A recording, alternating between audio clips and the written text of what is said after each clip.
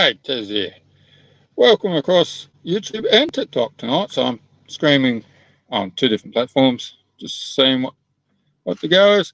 I thought I'd answer a few questions. I've been asked a few in the last little while, so I haven't got around to make a video to do all of them. That's why I've been doing a lot of little shorts lately, just try to get through some of them. I'll do a lot of these back on shorts again later on anyway, but get through some because there's quite a few. I'll do 3 or 4 tonight and save some for later on again. So if you've got a question, leave it down below, and I'll try to get to it. Someone asked me, why don't I always use the clutch when I'm changing gears? Road Ranger clutches or gearboxes, you can actually cheat. You can actually do it with a synchro box too in your car if you know how to do the timing right. I've done it. My partner hates me do it when I do it, but you can do it. We quite often do it more in the trucks because we're changing a lot more gears. But a lot of the old girls, including this one's not too bad, but the clutches are really heavy. I've driven one truck, old Mac, where you just about had to put both your feet on the clutch to change gears. So it was just a technique. Became along at its, because it had to, and it's pretty common, even though Fuller, they don't like you to doing it, but it's just a technique. It's easier. It is a lot quicker than using a clutch. I use it quite often. Do clutches or float gears, what you'd normally say. When things are going well, if I'm getting into a sticky situation and I don't want to put extra pressure on the gearbox and the drivetrain and everything else, I would use the clutch then. So it's and it's good way to practice. Some blokes like to use it, use floating gears all the time. I use it as a as it one of my techniques I use. Hey, John, and g'day, sweetheart. So it's one easier to change gears, basically. How long do you warm up the engine for? And is it a waste of time when you start up? Well, you're warming up the engine for starters, and you're also warming up the turbo, but you're also building up air, and depends on how old your equipment is, and most trailers nowadays are airbags, so you could take up 20 minutes. I've had some trailers and dollies and stuff. I tend to leave the truck running most of the day just to keep the cab cool, especially coming up the summer, and keep the air build up especially when I'm loading grain, because the weight on the trailers change the air pressures, and it all adjusting itself, and it needs a constant airflow coming through. Hey, Peter, and CSX, how you going, mate? I haven't seen you for a while either. Hope all is well.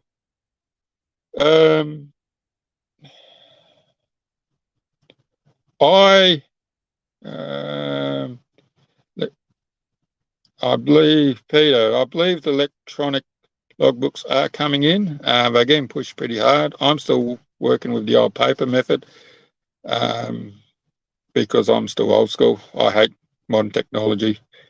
If I have to use my phone more and basically make a phone call, it starts to get me pretty grumpy. I'm not too sure when it's completely in. Jono probably has a better idea than that on me. But I haven't started with electronic logbook, and it will be coming in pretty soon. And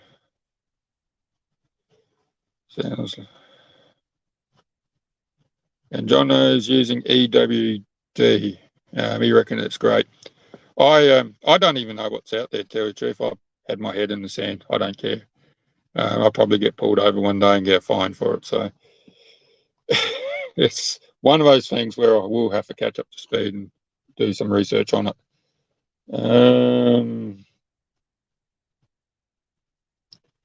This is coming back to the other day when I was talking about loading trailers.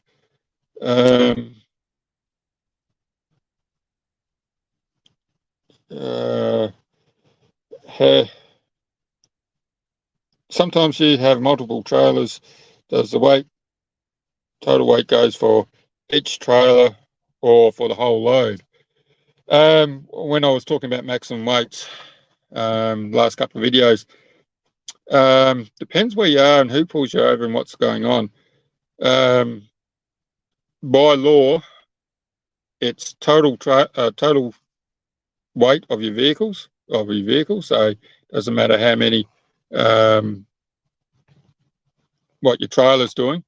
So it can be, when you're in the feedlot or grain corp, going over those weighbridges, all they care about is your total load. As long as you're under their maximum, they are happy.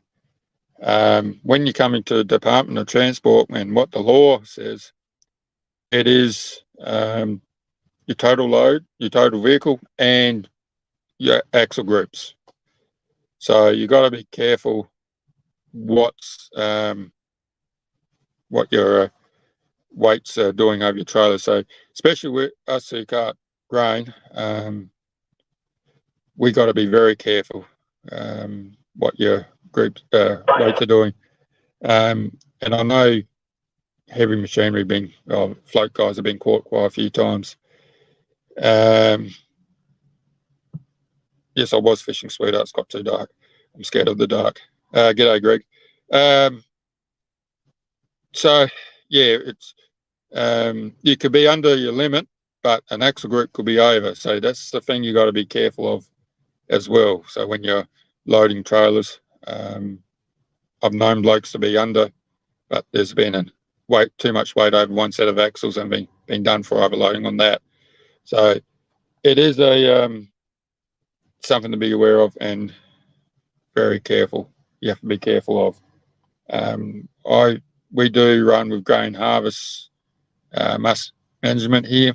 We do, which thankfully gives us 7% over what the legal limit is. So we will get a warning, and even if we're a total over coming over a weighbridge, we will get a warning. Too many warnings, we'll get a phone call and please explain. And depends how much you go over, you still can get fined. So even though you didn't get pulled over by the Department of Transport, all the weighbridges what take grain harvest mass management, they will report you. So and it does automatically. You can't stop it.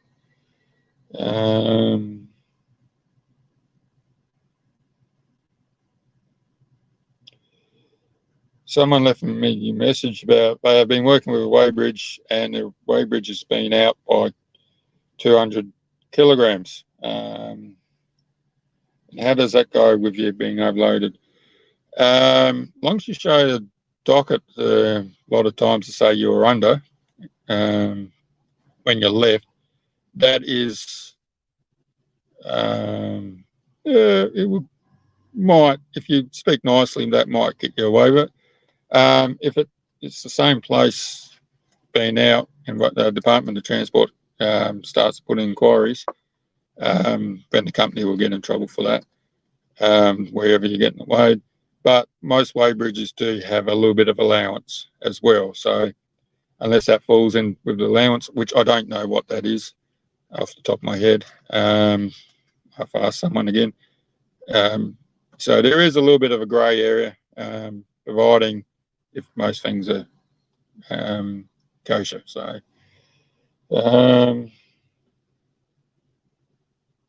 and the last one, still with the weighbridges and everything, with that permit, I was talking about permits the other day.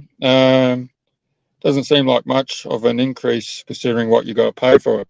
The permits, CML one, I can't remember what they are worth. They are worth a few dollars, and the boss has to sit down and does a course every year. G'day, Jack and Greg. I don't know if I said Greg. Yeah. And where was I? yeah, it's a boss with the CML. He does have to sit down and do a course every year just to refresh it, and it's part of a few other things. And grain harvest one is run by AgForce. So anything we do basically on farm pickup from silos and stuff. It's a couple $100 per truck, and we got them on all our trucks. It is expensive if straight up, but over 12 months, it does pay for it well and truly. So it is very handy for both of them to have.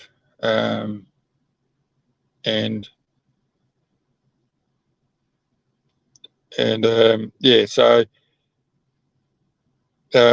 we do pay. We do use them all the time.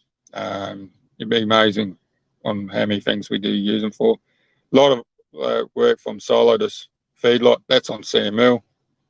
Grain harvest is only from on farm pickup, where there is no weighbridges, and even though we're running with scales, they still can be out. You only need a tyre and a hollow, and that throws all your airbags out on that set of axles. So, and I was sliding on a slope there this last week, and it's G'day Mark, how you going?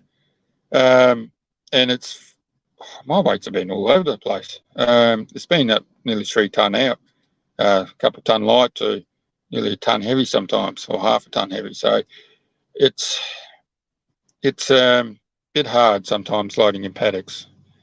So yeah, all right, I'm going to have tea in a minute. So I hope everyone's well. Hope that answers some of the questions. I'll try to get them back at a few more videos and explain that a little bit better. And I hope I haven't missed anyone there. Hey Jack, I know he's come twice there, mate. Haven't missed you. All right. Please, everyone, be safe on the roads. Hope that answers some of your questions. I'll catch up to you later one day, Jono. I actually caught up to homeless truckie there the other day, and we plotted everything against you, Jono. So watch out, mate. We've taken you down because you're getting too big for your britches, mate.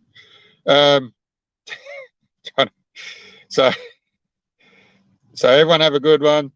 And I hope I see you safely on the road sometime in the future. All right. Bye.